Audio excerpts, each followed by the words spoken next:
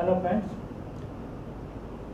आज के इस वीडियो में हम लोग हड़प्पा सभ्यता या संस्कृति के विषय में थोड़ी सी चर्चा करेंगे। पिछले वीडियो में हमने बताया था कि हड़प्पा के काल का निर्धारण किस प्रकार से किया गया है। उसमें हम पाते हैं कि मध्यवर्ती काल जो था, जिसे हम लोग पूर्ण विकसित हड़प्पा काल मानते हैं, तो इस पाठ में जिन वस्तुओं को लेकर मुख्य तौर पर जिनका वर्णन किया गया है, ईंटें, मनकें और अस्थियां, ये सभी जो वस्तुएं हैं, इन्हीं से हमें हड़प्पा संस्कृति का पता चलता है। अब सबसे पहले ये समझना आवश्यक है कि ये संस्कृति शब्द का अर्थ क्या होता है। संस्कृति शब्द का प्रयोग वास्तव में पुरातत्वविदों के द्वारा उत्खनन के दौरान जितने भी पुरातात्विक वस्तुओं जो प्राप्त की जाती हैं, उनके ऐसे समूहों के लिए किया जाता है जो एक विशेष शैली के होते हैं। यहाँ शैली का तात्पर्य है कि उन वस्तुओं का निर्माण एक जैसा किया हुआ हो, उनके निर्माण में एक जैसी वस्तुओं का प्रयोग किया गया हो, जिनका आकार और उनकी माप एक समान हुई हो, तथा जो एक विशेष भौगोलिक क्षेत्र में और एक ही कालखंड से संबंधित होते हैं। ऐसे ही वस्तु समूहों को हम संस्कृति के नाम से जानते हैं। जैसा कि हड़प्पा सभ्यता को या हड़प्पा संस्कृति के विषय में जितने भी उत्खनन किए गए हैं, जिन अवशेषों को जहाँ से हम प्राप्त किए हैं, उन अवशेषों में मुहरें, मनके, बाट, पत्थर के फलक, ईंटें आदि वस्तुएं शामिल हैं। अब इन सभी वस्तुओं में आश्चर्यजनक रूप से एक रूपता पाई जाती है। अब हड़प्पा सभ्यता का विस्तार अगर हम लोग देखें तो हड़प्पा तो बिल्कुल उत्तर में है। भारत के पश्चिमोत्तर प्रदेश में ही इस सभ्यता का उदय हुआ था और जो सिंधु तथा उसकी सहायक नदियों के मैदानी प्रदेशों तक विस्तृत हुआ था। धीरे धीरे यह सभ्यता जब अपनी आरंभिक अवस्था में थी, वहाँ से यह एक ग्रामीण संस्कृति के रूप में अपनी विकास यात्रा प्रारंभ करती है और 2600 ईस्वी पूर्व तक जाते जाते यह अपने पूर्ण विकसित अवस्था में आ जाती है, जब यह काफ़ी विस्तृत क्षेत्र में फैल चुकी थी। उसके बाद इस सभ्यता का 1900 ईस्वी के पश्चात हम पाते हैं, 1900 ईस्वी पूर्व के पश्चात पाते हैं कि यह थोड़ी पतन की ओर अग्रसर होती गई।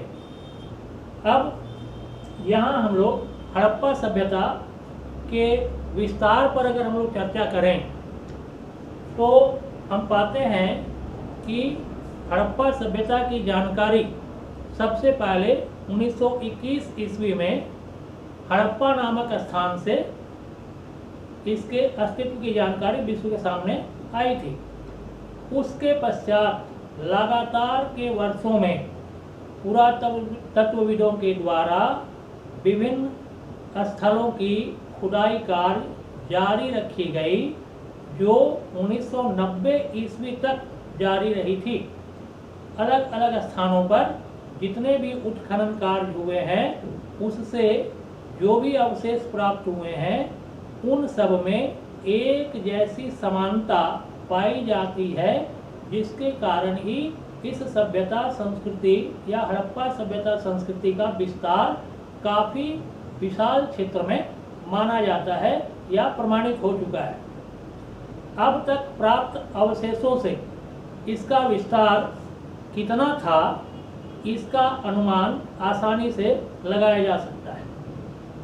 हड़प्पा सभ्यता का विस्तार उत्तर में, जहां जम्मू से प्रारंभ माना जाता है, वह दक्षिण दिशा में नर्मदा नदी के मुहाने तक, उसी प्रकार पश्चिम में बलूचिस्तान के समुद्र पर समुद्र तट पर मकरान तट से इसका प्रारंभ माना जाता है, जो पूर्व में अर्थात इसके अंतर्गत पंजाब, जो अविभाजित पंजाब था, जो आज भारत और पाकिस्तान दोनों ही देशों में विभाजन के पश्चात बट चुका है। तो पंजाब, सिंध और बलूचिस्तान जो पाकिस्तान में है, और गुजरात, राजस्थान, हरियाणा, जम्मू तथा पश्चिमी उत्तर प्रदेश जो भारतीय क्षेत्र में है, इतने विशाल क्षेत्र में इस सभ्यता का प्रसार हुआ था। क्षेत्रफल के दृष्टिकोण से अगर देखा जाए तो हड़प्पा सभ्यता या संस्कृति का विस्तृत क्षेत्रफल 12,50,000 वर्ग किलोमीटर था, जो उसके समकालीन मिस्र की सभ्यता से 20 गुना बड़ा था। और यदि हम मिस्र और मेसोपोटामिया दोनों ही सभ्यता के संयुक्त क्षेत्रफल को अगर जोड़ देते हैं तो उससे भी यह 12 गुना बड़ा था। जहाँ तक जो अवशेष प्राप्त हुए हैं उसके आधार पर इस सभ्यता में बस्तियों की संख्या 1947 ईस्वी तक 40 बस्तियां थीं जिनके अवशेष प्राप्त हुए थे खुदाइयों में, लेकिन 1990 ईस्वी तक कुल 1400 बस्तियों तथा नगरों की जानकारी पुरातत्वविदों को लग चुकी है। इन 1400 बस्तियों में वर्तमान में भारतीय क्षेत्र में 925 बस्तियां हैं और 475 बस्तियां पाकिस्तान में स्थित हैं। अब आज के वीडियो में हम इतना ही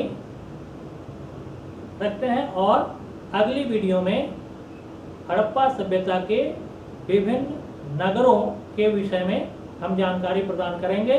तो आज का वीडियो अगर आपको पसंद आया हो तो इसे लाइक करें, शेयर करें, सब्सक्राइब करें और आइकॉन बेल को दबा दें ताकि अगली वीडियो भी आपको आसानी से मिल सके। जोहार।